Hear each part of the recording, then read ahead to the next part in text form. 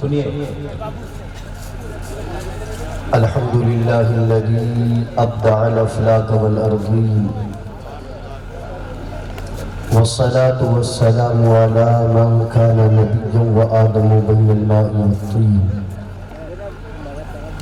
أما بعد فأعوذ بالله من الشيطان الرجيم بسم الله الرحمن الرحيم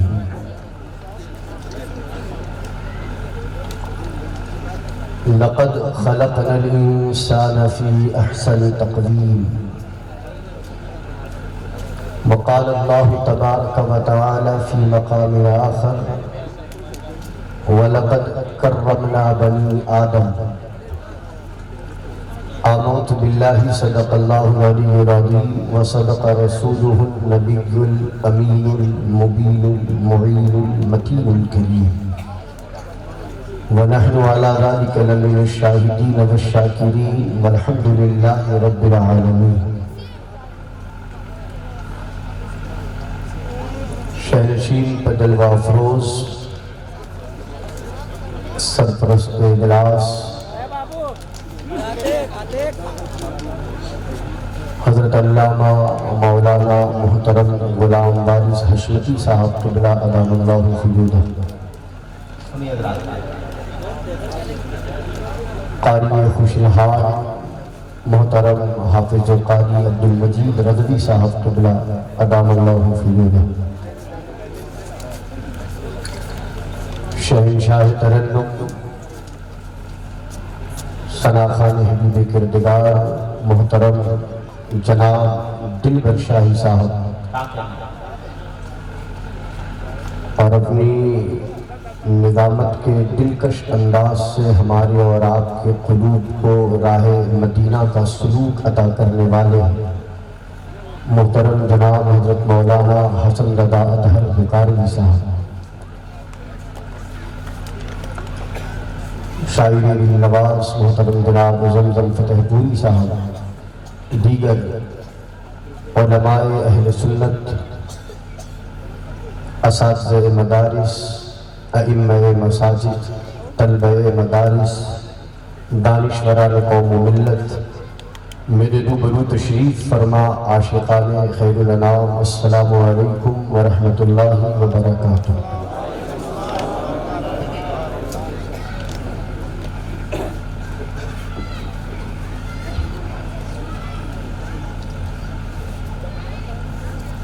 تمام تعریفیں اس پروردگار عالم کے لیے جس نے ہمیں اور آپ کو دامن مصطفیٰ کی وابستگی عطا فرمائی،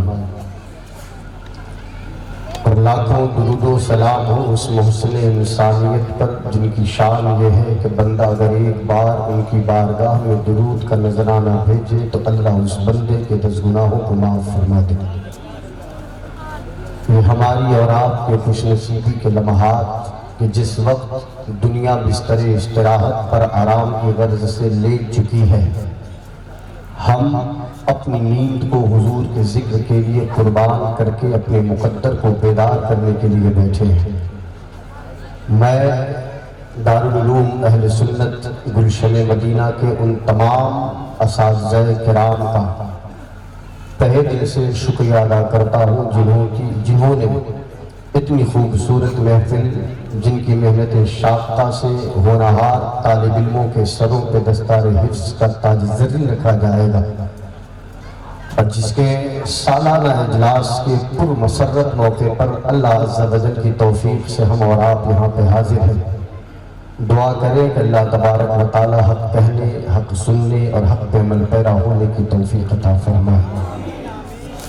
کچھ دیر کا آپ کو انتظار کرنا ہوگا، کیونکہ کچھ ہی لمحوں کے بعد مرکز عقیدت و محبت آستانہ عالیہ قادریہ رضویہ بریلی شریف یعنی شہزادہ اعلیٰ حضرت نذیر اعلیٰ حضرت گلشن رضویت کے ایک خوبصورت مہکتے ہوئے پھول، دنیا جنہیں حضرت علامہ مولانا عمران رضا صاحب قبلہ ادام اللہ فیودہ حضور سمنانی میاں کے نام سے جانتی اور پہچانتی، کچھ ہی لمحوں میں آپ کی نگاہوں کے سامنے ہوں گے۔ تھوڑی دیر کے لیے آپ کے روبرو حاضر ہوں، دعا کریں کہ اللہ تبارک و تعالی حق کہنے کی توفیق عطا فرمائے۔ حالات میرے آج ایسے نہیں تھے کہ میں آپ کے روبرو آ سکتا، لیکن چونکہ یہ امتحانات کی گھڑیاں ہوتی ہے، آتی اور جاتی رہتی ہے، وعدہ خلافی اپنی زندگی میں نہیں، بس اسی وعدے کی وفاداری کے لیے آپ کے روبرو حاضر ہیں۔ آئے سب سے پہلے اس نبی برحق کی بارگاہ میں ہدیہ درود بھیجے، جن کی شان یہ ہے کہ دور و نزدیک کے سننے والے وہ کان نالے کرامت پہ لاکھوں سلام، ہم یہاں سے پڑھیں وہ وہاں سے سنیں، مصطفیٰ کی سماعت پہ لاکھوں سلام۔ پڑھیں بآواز بلند اللہم صلی علی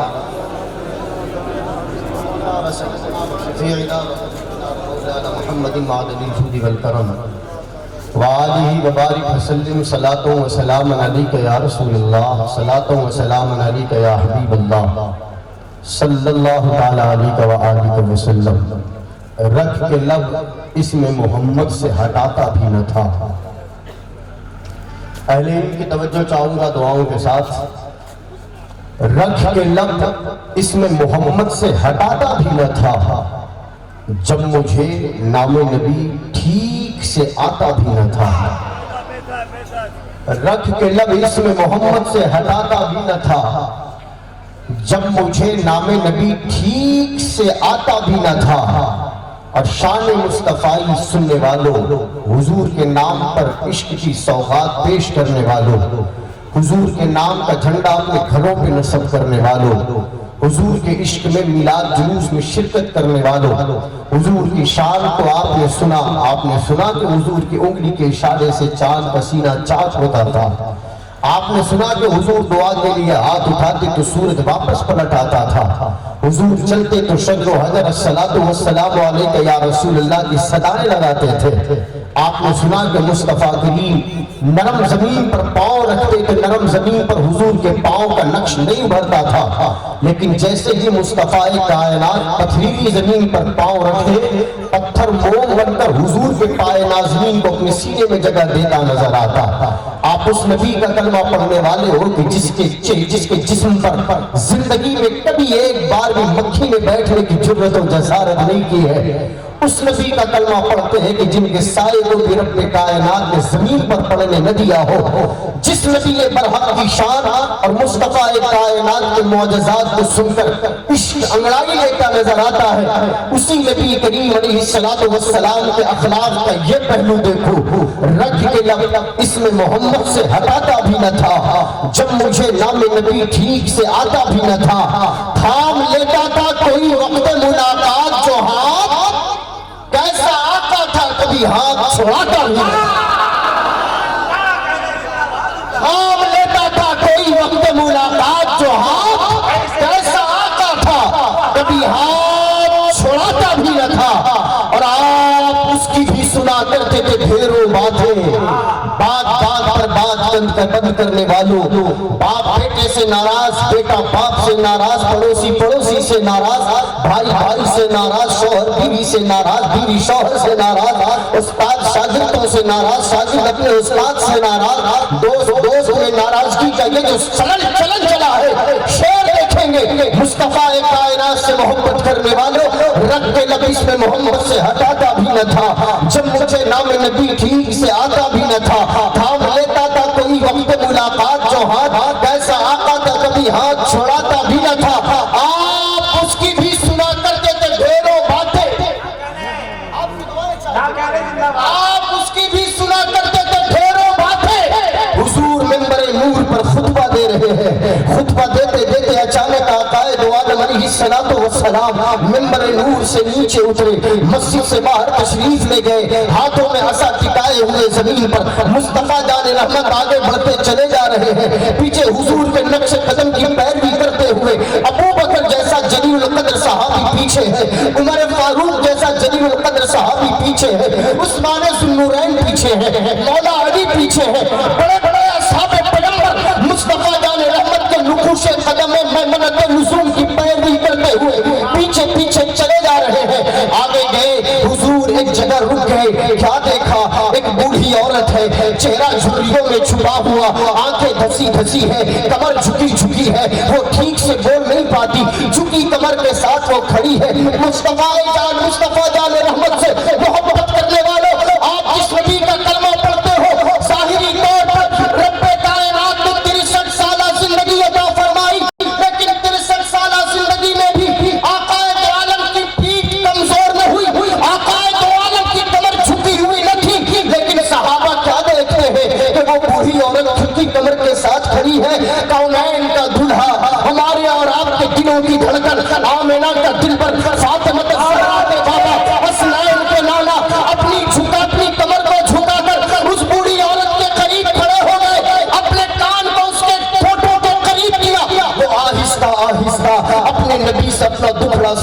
لگی، وہ آہستہ آہستہ اپنے آقا کی بارگاہ میں اپنی فریاد سنانے لگی، وہ آہستہ آہستہ اپنے رہبر کی بارگاہ میں اپنی روداد سنانے لگی۔ پیچھے اصحاب پیغمبر دست بستہ کھڑے ہوئے ہیں، اٹھا دو پردہ، دکھا دو چہرہ کہ نور باری حجاب میں ہے، زمانہ تاریک ہو رہا ہے کہ مہر قد سے نقاب میں ہے۔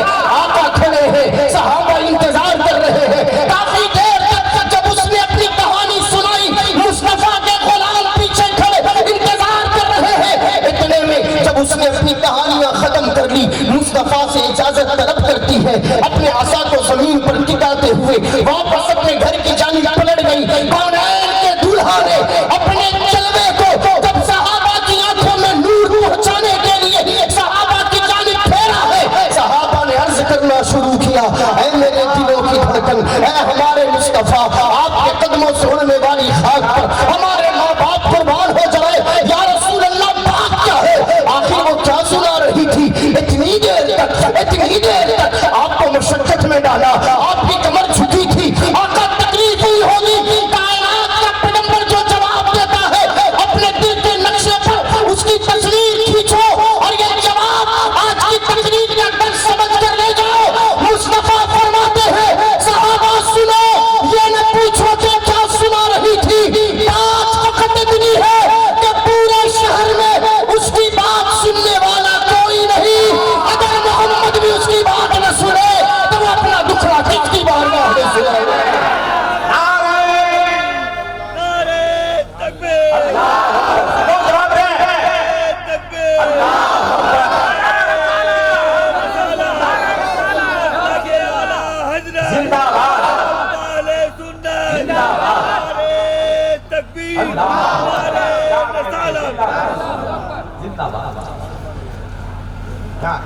آپ اس کی بھی سنا کرتے تھے ڈھیروں باتیں، وہ جسے پاس کوئی اپنے بٹھاتا بھی نہ تھا۔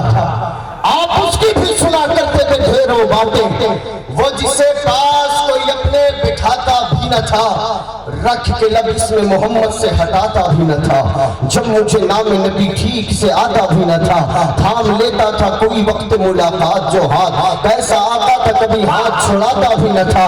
آپ اس کی بھی سنا کرتے تھے ڈھیروں باتیں، وہ جسے پاس کوئی اپنے بٹھاتا بھی نہ تھا، اور آپ ہی آپ اترتے تھے فرشتوں کے ہجوم، وہ عجب شاہ کا دربار سجاتا بھی نہ تھا۔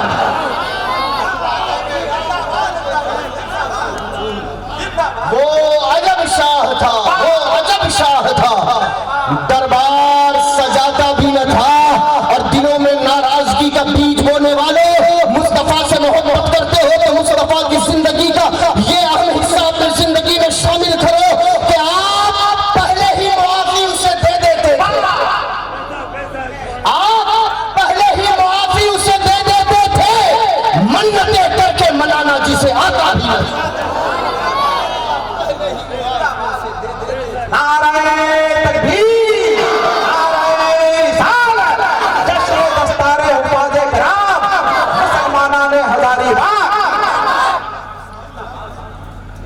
آپ پہلے ہی معافی اسے دے دیتے تھے، منتیں کر کے منانا جسے آتا بھی نہ تھا، رکھ کے لب اس میں محمد سے ہٹاتا بھی نہ تھا، جب مجھے نام نبی ٹھیک سے آتا بھی نہ تھا، تھام لیتا تھا کوئی وقت ملاقات جو ہاتھ، کیسا آقا تھا کبھی ہاتھ چھڑاتا بھی نہ تھا۔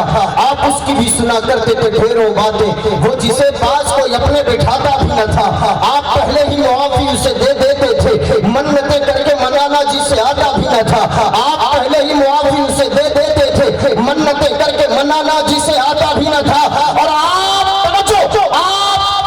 کاندھوں پہ نواسے لیے چل پڑتے تھے، گود میں جب کوئی بچوں کو بٹھاتا بھی نہ تھا۔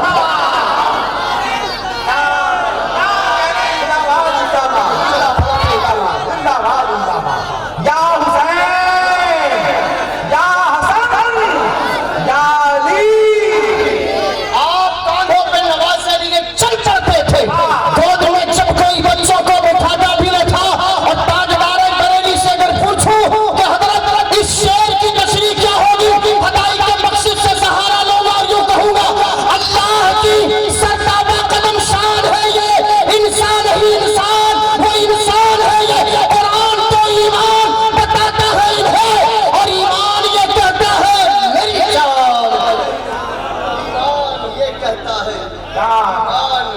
لگتا ہے میری جان ہے یہ اپنے دلوں میں عشق مصطفیٰ کا بیج بونے والوں.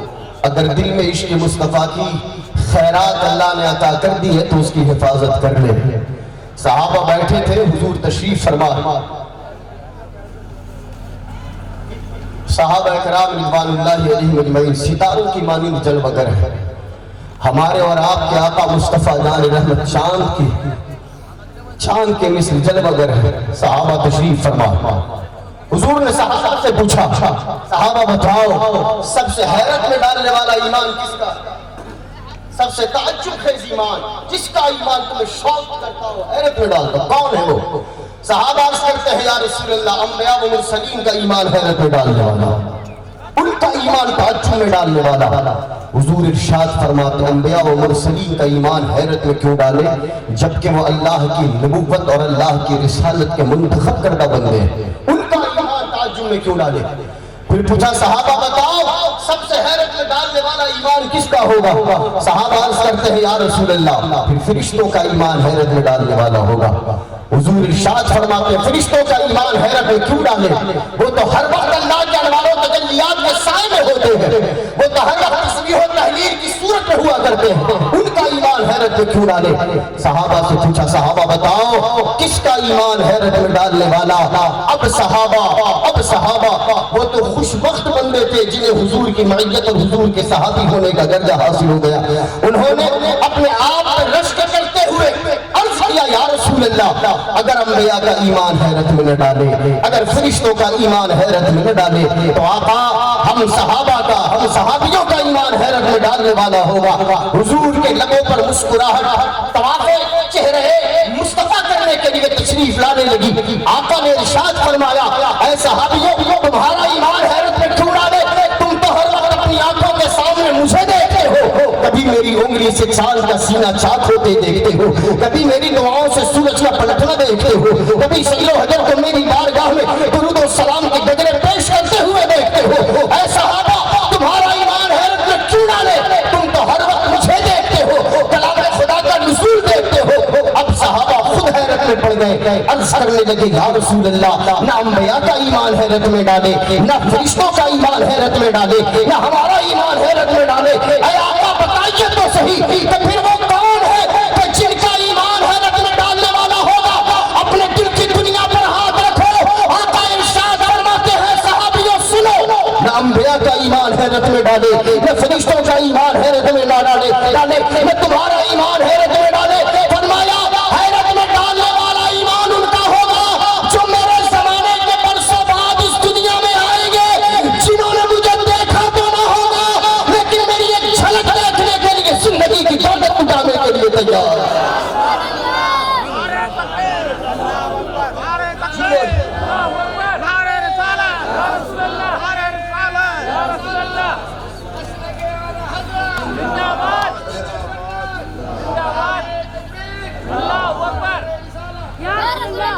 جنہوں نے مجھے دیکھا نہیں ہوگا سنا ہوگا ایک کالی کالی زلفوں والا تھا مچل پڑیں گے, جنہوں نے دیکھا نہیں ہوگا سنا ہوگا ایک کالی کالی کملی اوڑھنے والا تھا مچل پڑیں گے, جنہوں نے مجھے نہیں دیکھا ہوگا بس سنا ہوگا کہ ایک چہرے بددعا والا تھا ان کے دل کی دنیا تڑپ پڑے گی. جنہوں نے مجھے نہیں دیکھا ہوگا لیکن میرے جسم سے مس ہونے والے لباس کو اگر برسا برس بعد بھی دیکھیں گے ان کے دل کی دنیا لڑائیاں لے گی. اے عاشقان مصطفیٰ یہ فرمان مصطفیٰ کسی اور کے لیے نہیں, زمان مصطفیٰ کے بعد آنے والے صبح قیامت تک پیدا ہونے والے ہر اس غلام رسول کے لیے ہے جو اپنے دل میں مصطفیٰ کے عشق کا چراغ روشن کیے بیٹھا.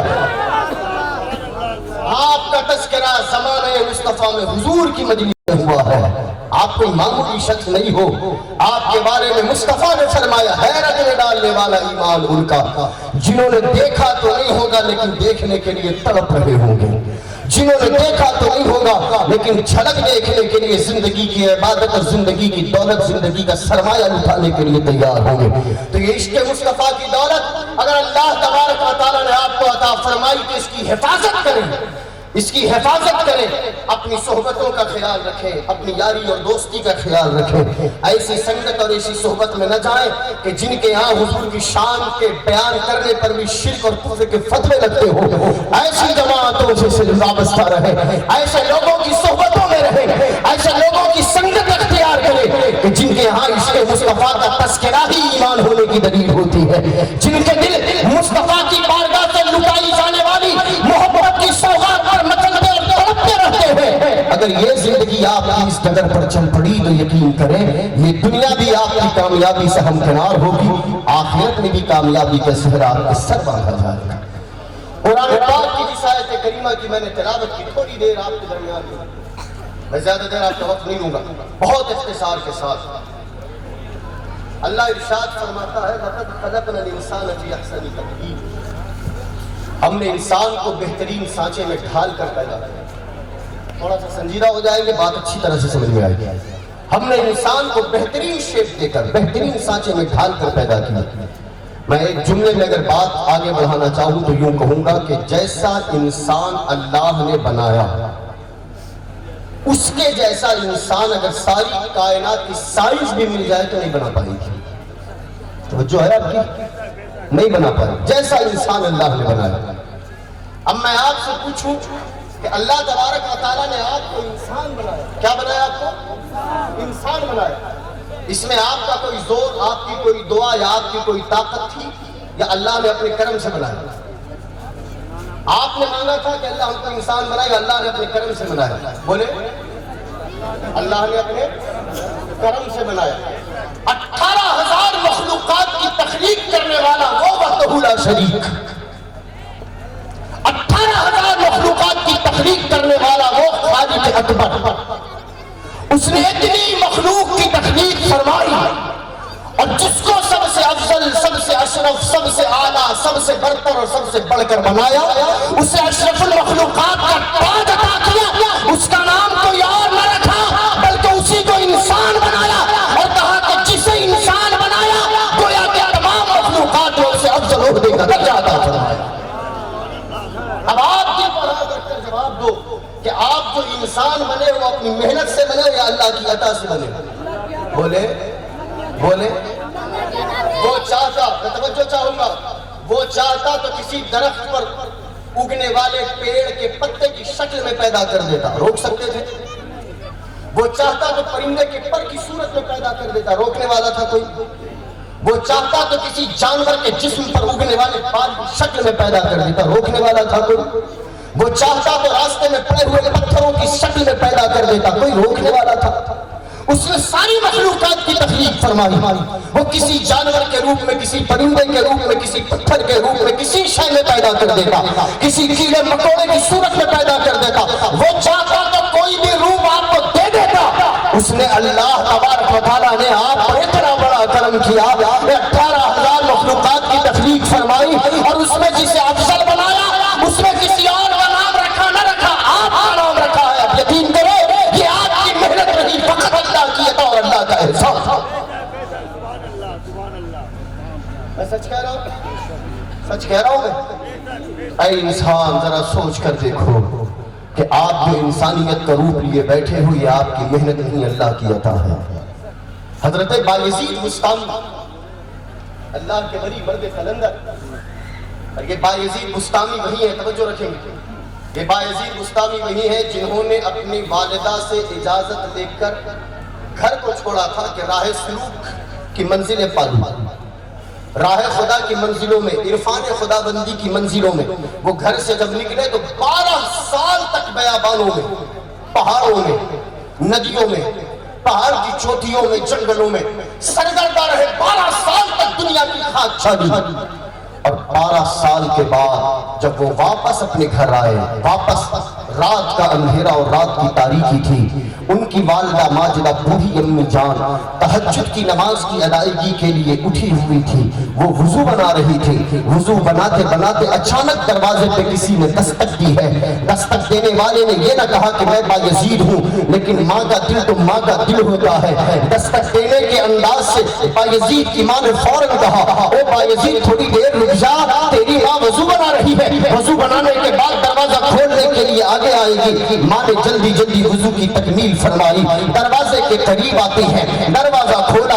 سامنے بایزید جب کھڑے ہیں تو ان کے داڑھیوں کے بال بکھرے پڑے، ان کے سر کے بال بکھرے ہوئے، جسم پر گرد و غبار اٹا ہوا، جسم پر جو لباس ہے وہ پیغمبر سے آلود ہے. بایزید کی ماں نے جب اپنے بیٹے کی اس حالت کو دیکھا ہے، ماں کی آنکھ تو ماں کی آنکھ ہوتی ہے، کوئی پہچانے نہ پہچانے، لاکھوں کے درمیان میں بھی اس کا بچہ اگر کالا کلوٹا بھی ہوگا تو اپنے بچے کو چاند کہہ کے پکارے گی، اپنے بچے کو ہیرا کہہ کے پکارے گی. بایزید کی ماں نے 12 سال کے بعد اپنے بیٹے کو دیکھا تھا، فوراً اپنے سینے سے لگایا. کہا بایزید بتا کیسی ہے، خیریت سے ہے؟ کہا کہ ہاں امی جان خیریت سے ہوں. پوچھا ہو بایزید 12 سال تک اپنی ماں سے جدائی کا غم اپنے دل پر بوجھ کی صورت میں لے کر تو نے جو گھر سے باہر قدم نکالا تھا، جس منزل میں نکلا تھا کیا وہ منزل پر پہنچ گیا؟ جس مقصد سے نکلا تھا کیا اس مقصد تک پہنچ گیا؟ جس تلاش میں نکلا تھا کیا وہ تلاش تجھے حاصل ہو گئی؟ بایزید عرض کرنے لگے، او امی جان 12 سال تک جنگل کی خاک چھانا ہوں، بیابان میں، صحراؤں میں، پہاڑ کی چوٹیوں میں، پہاڑ کے غاروں میں، میں نے نہ جانے کہاں مراقبات کیے، لیکن ہمیں وہ عرفان نہ ملا جس کی تلاش و جستجو میں میں نے تیری جدائی کا غم سنبھالا ہے. بایزید کی ماں ابھی وضو بنا کے اٹھی تھی، ہاتھوں سے پانی کے قطرے زمین پر گر رہے تھے. فوراً اپنے دونوں ہاتھوں کو بلند کرتی ہے اور یوں عرض کرتی ہے، او میرے مالک، میرا بیٹا بایزید جس تلاش میں نکلا ہے وہ منزل دیکھ کیوں نہیں دیتا؟ میں اپنے بایزید سے راضی ہوں، تو بھی میرے بایزید سے راضی ہو جا.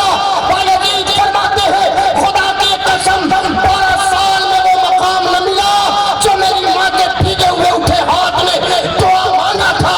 ہاتھ بعد میں نیچے آیا، اللہ نے عرفان خدا بندی پیدا.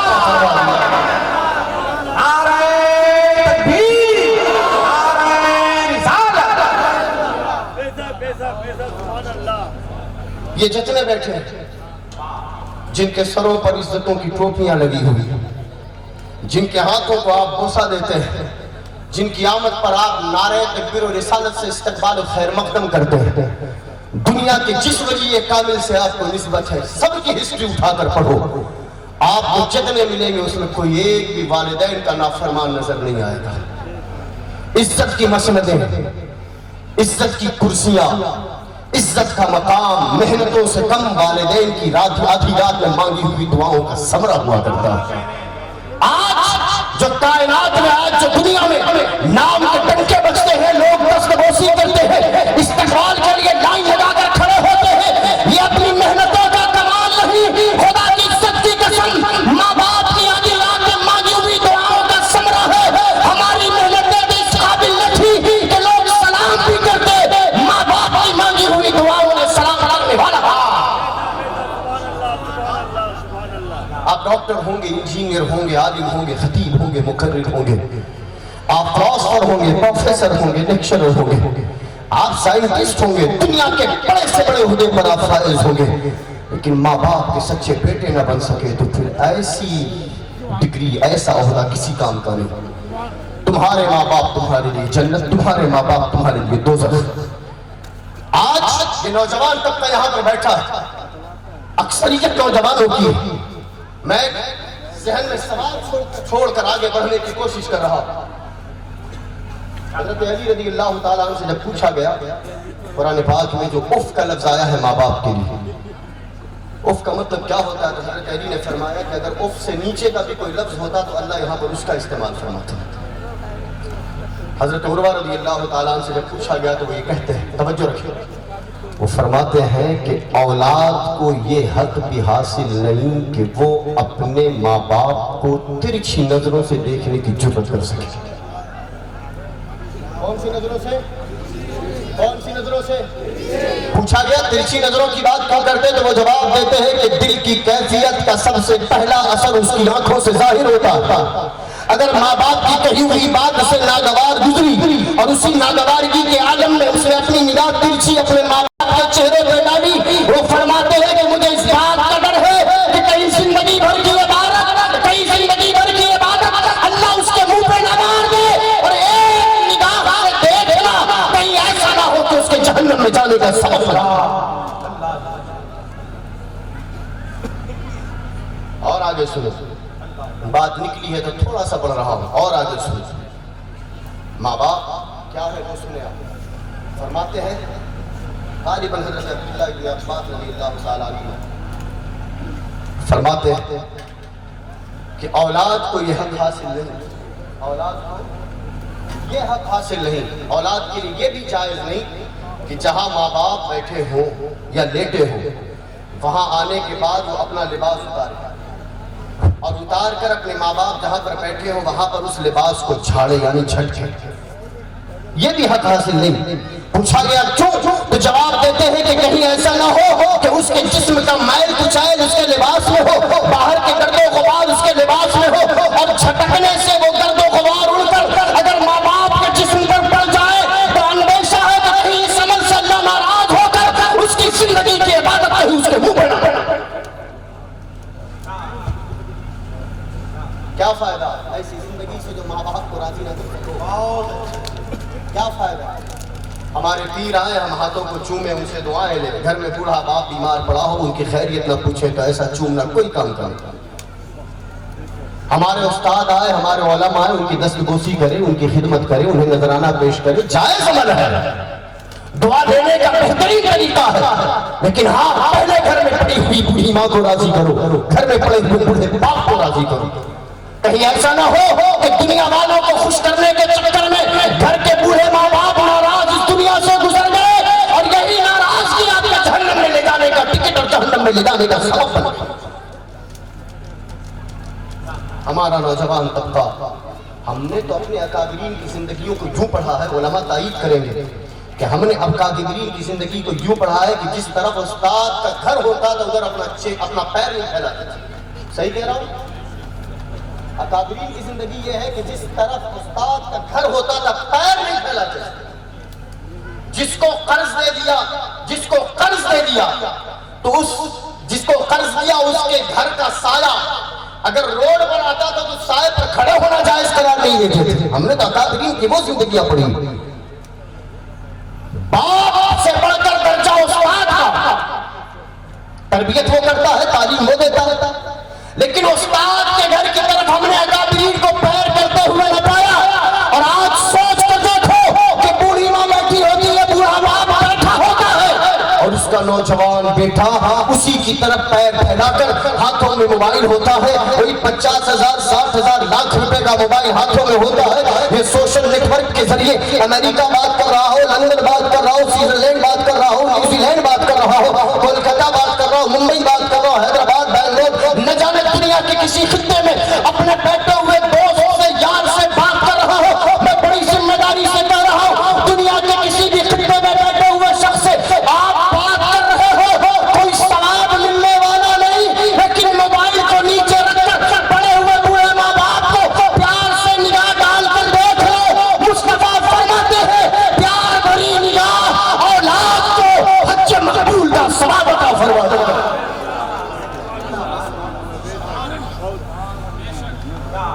راضی کرے اپنے ماں باپ کو راضی کرے۔ خدا کی عزت کی قسم اگر یہ ناراضگی لے کر آپ اس دنیا سے چلے گئے تو کوئی بچانے والا نہیں، کوئی بچانے والا نہیں۔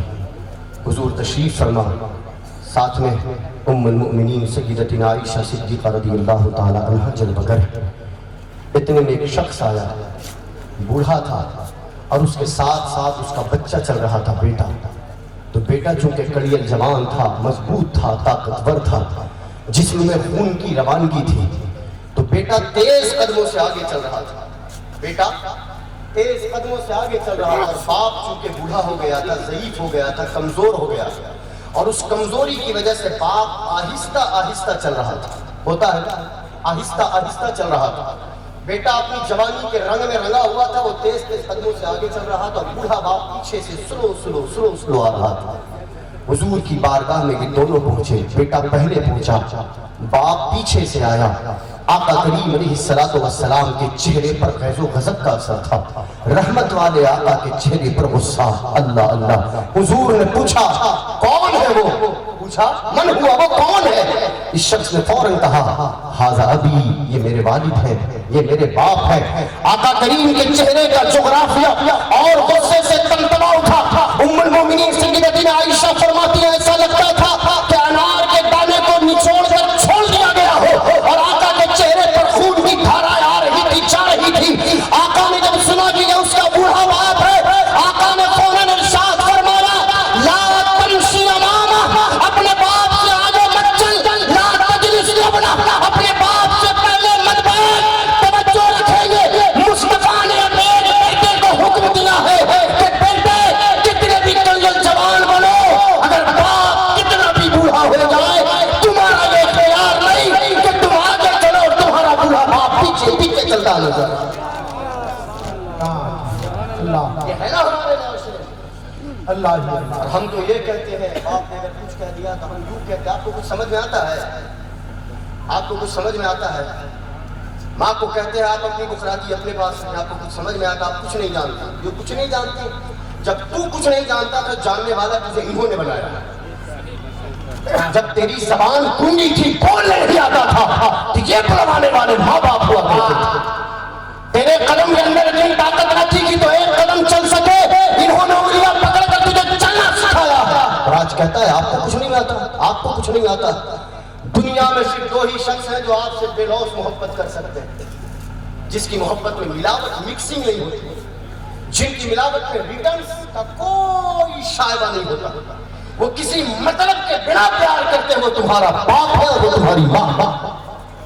ورنہ دنیا کا ہر شخص آپ سے محبت اور پیار جب کرتا ہے تو کچھ نہ کچھ اس کے من میں ہوتا، اچھائی ہو یا برائی، پازیٹیو یا نیگیٹو، میں اس پہ بحث نہیں کروں۔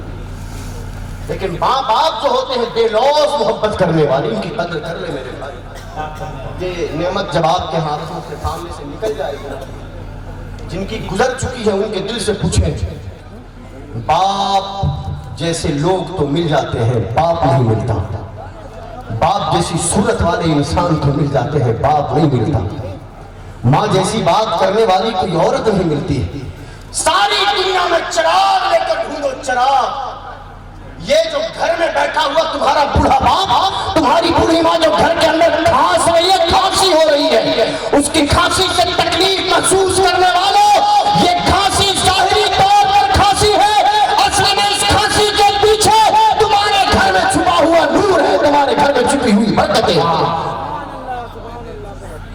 یہ گھر میں بوڑھے رہتے ہیں، پڑے رہتے ہیں، ایک کونے میں پڑے رہتے ہیں، کوئی کام نہیں کرتے، کبھی ڈانٹتے ہیں، کبھی کھانستے ہیں، کبھی بیماری کی شکایتیں کرتے ہیں، کبھی تمہیں پھٹکارتے ہیں، تمہیں برا لگتا ہے، لیکن خدا کی قسم جب یہ گزر جائیں گے نا تو تمہیں وہ پھٹکار یاد آئے گی، کھانسی یاد آئے گی، دواؤں کی شیشیاں دیکھ کر تمہاری آنکھوں سے آنسو نکلیں گے کہ کاش یہی دواؤں کی شیشیاں لانے کا دوبارہ موقع ملتا، ان کی کھانسی سننے کا دوبارہ موقع ملتا۔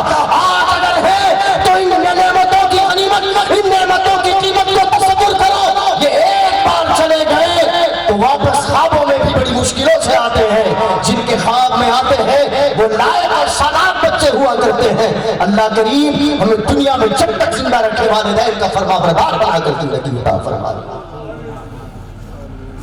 یہ گزر جائیں گے نا بھائی، یہ گھر گھر نہیں رہتا، مکان بن جاتا ہے۔ گزر جائیں گے، یہ گھر گھر نہیں رہتا، مکان بن جاتا ہے، مکان کھنڈر نما تمہارا گھر ہو جاتا۔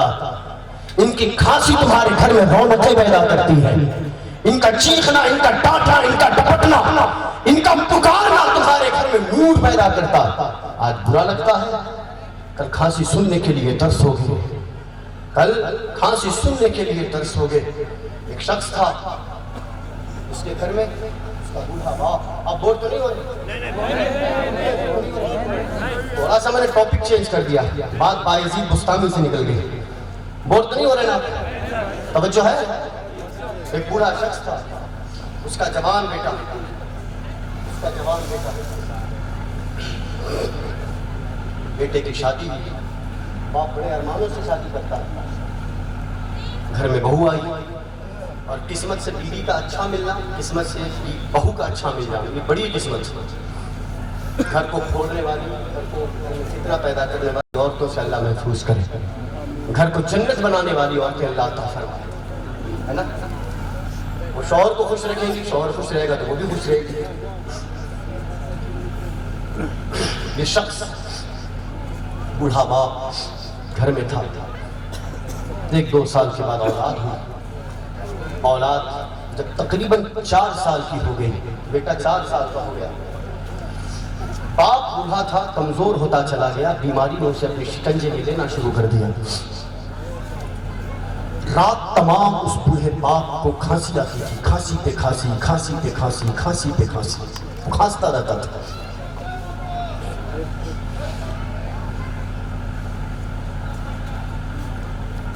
بیوی ایک دن اپنے شوہر سے کہتی ہے کہ ہمارا گاؤں میں بھی ایک مکان ہے، تمہارا ایک مکان تو گاؤں میں بھی ہے، ایسا کیوں نہیں کر دیتے کہ اپنے باپ کو اس مکان میں شفٹ کر دو؟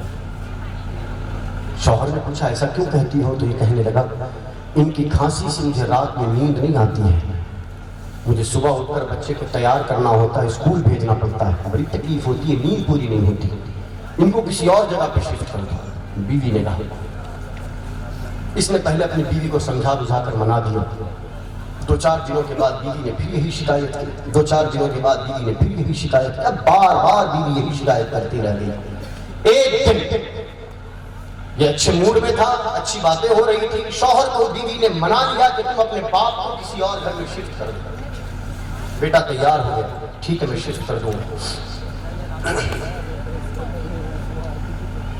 یہ اپنے والد کے پاس گیا، کہا بابا جان ایک چھوٹی سی گزارش لے کر آیا ہوں۔ پوچھا کیا ہے بیٹے؟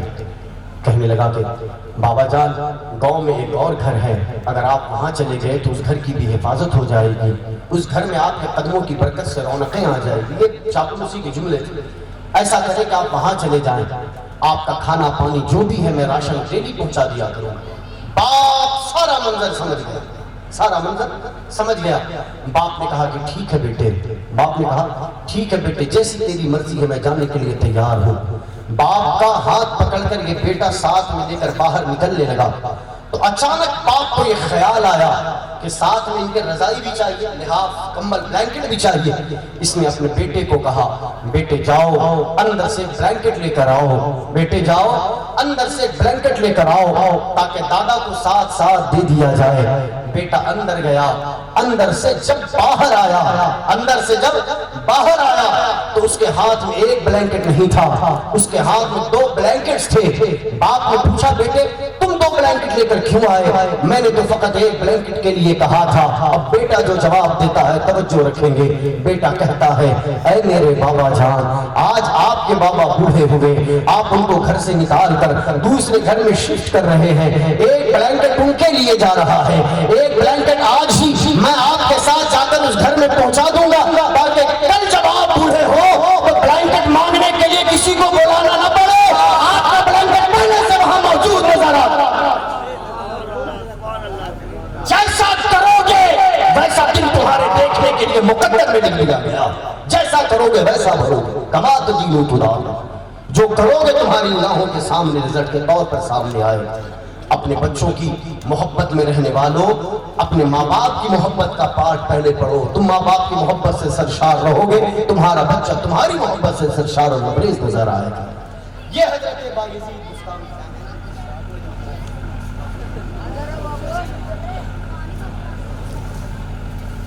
حضرت بایزید بستامی بات نکلی تھی انسان سے کہ انسان لگا۔ یہ ایک رستے سے جا رہے تھے، رستے میں دیکھا کہ کتا آ رہا ہے، یہ اپنے ہم نواؤں کے ساتھ مریدین معتقدین متوسلین متعلمین کے ساتھ تھے۔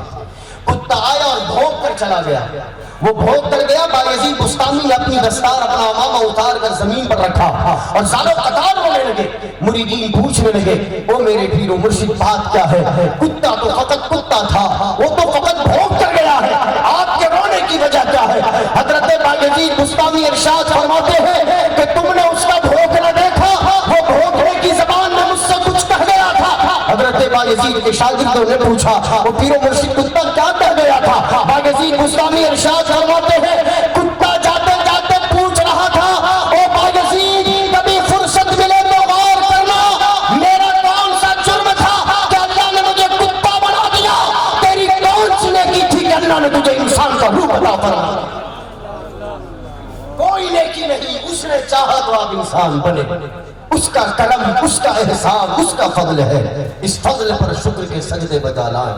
اور فقط انسان بناتا اور چھوڑ دیتا تو کسی مندر میں گھنٹا بجاتے نظر آتے، کسی پیپل کے پیڑ کے نیچے لال نشان بناتے نظر آتے، کسی ندی کے کنارے پجاریوں کی صف میں کھڑے ہوتے نظر آتے، نہ جانے کہاں کہاں ماتھا ٹیکتے نظر آتے۔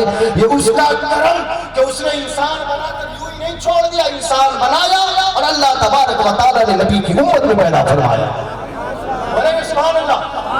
اور فقط نبی کی امت میں پیدا کر کے یوں ہی چھوڑ دیتا، کسی بھی نبی کی امت میں پیدا کر کے چھوڑ دیتا، کسی بھی نبی کی امت میں۔ اور ہماری جیسی کرتوت ہے، اگر حضرت نوح کی قوم میں پیدا کر دیے جاتے نا تو ہماری کرتوت یہ ہے کہ ہم کب کے رگڑ دیے جاتے، کوئی بچانے والا پھسانے حال نہ تھا۔ فقط نبی کی امت میں پیدا نہ فرمایا، مومن بنایا تو کسی اور نبی کی امت میں نہیں، اس نبی کی امت میں پیدا فرمایا جس نبی کی امت میں پیدا ہونے کے لیے ایک دو نہیں 11 نبیوں نے اللہ سے دعائیں مانگی تھی، مولا تو ہمیں محمد رسول اللہ کی امت میں پیدا ہو۔ یہ فضل ہے، احسان ہے، انسان بنایا، مومن بنایا، اور یہ بڑا کرم کہ حضور کی امت میں پیدا فرمایا، اور فقط حضور کی امت میں پیدا فرما کر چھوڑ دیتا تب بھی بات نہیں ہوتی۔ 70 فرقے تھے، کسی ایک فرقے کے پیروکار ہم بن جاتے، رافضی بن جاتے تب بھی برباد تھے، خارجی بن جاتے تب بھی برباد ہے نا۔ میں فرقوں کا نام نہیں لوں گا، اشارے سب سمجھ رہے ہیں۔ اللہ اہل سنت و جماعت سے کٹ کر کسی اور جماعت میں پیدا کر دیتا، کسی اور جماعت کی نسبت ہو جاتی تب بھی ہماری نیت پار نہیں لگتی۔ اللہ کا یہ بڑا کرم، یہ فضل، یہ احسان کہ اس نے امت مصطفیٰ میں پیدا فرما کر ناری جماعتوں میں نہیں، جنتی جماعت یعنی اہل سنت و جماعت المعروف مسلک اعلیٰ حضرت کے نسبت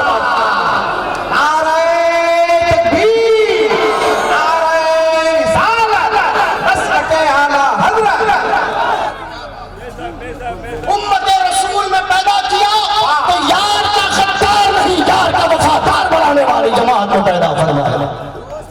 اور یار کی وفاداری ہی سب سے بڑی بات ہے، یہ ہے تو سب ٹھیک ہے۔ اونچا شملہ ہے، چہرہ گورا ہے، آنکھیں بڑی بڑی ہے، قد کاٹھی بڑی بلند و بالا ہے، لمبا قد، حسن میں دو بالا، جب مکے میں چلے تو لوگ کہے کہ بڑا خوب نوجوان آ رہا ہے۔ نسبت یہ دیکھو کہ خاندان رسول میں حضور کا سگا چچا نام ابو لہب، حضور سے نسبت نہ مل سکی، جہنم کا ایندھن بن گیا۔ لیکن ایک آنکھ دھسی دھسی ہے، ہونٹ موٹے موٹے ہیں، چہرہ کالا کالا ہے، دنیا کہتی ہے فقط بلال نہیں، یہ سیدنا بلال جا رہے ہیں۔ نسبت رسول کا کمال یہ ہے کہ سگا چچا جہنمی ہے، یار کے وفادار کی وجہ سے بلال کو جنت کا عہدہ عطا فرمایا۔ یار کا وفادار بنایا، یار کا غدار نہیں۔ یار کی وفاداری بڑی نسبت والی چیز ہے۔ آخری بات کہہ کر اپنی گفتگو کو سمیٹ رہا ہوں، اس دنیا میں جب تک رہے حضور سے پیار کرے، حضور سے محبت کرے۔ دارالعلوم گلشن مدینہ میں طلبہ کو جو تعلیم قرآن پڑھایا جا رہا، فقط قرآن نہیں، صاحب قرآن کی محبت کا جام بھی پڑھایا جاتا ہے۔ فقط قرآن نہیں، عشق مصطفیٰ کا چراغ بھی سینوں میں اتارا جاتا ہے۔ جب تک رہیں اپنے دل میں حضور کی محبت کا چراغ روشن رکھیں، کیونکہ یہ محبت یہاں بھی کام آنے والی، مرنے کے بعد قبر میں بھی کام آنے والی، اٹھائے جانے پر حشر میں بھی کام آنے والی۔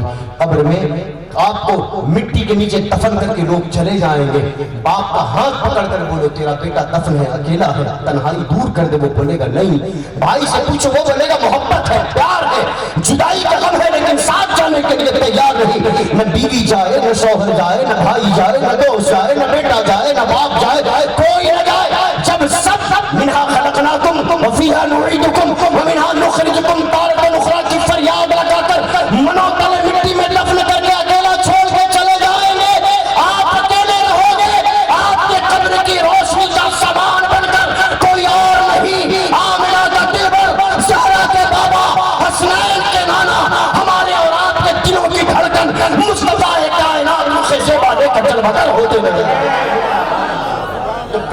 سے کرو کہ زمین کے اوپر رہو تو ان کا پیار کام آئے، قبر کے اندر جاؤ تو ان کا پیار کام آئے، اٹھائے جانے پر میدان حشر میں ان کا پیار کام آئے۔ اللہ کریم کے حضور دعا کرے مولا جب تک زندہ رکھے ہمیں اور ہماری آنے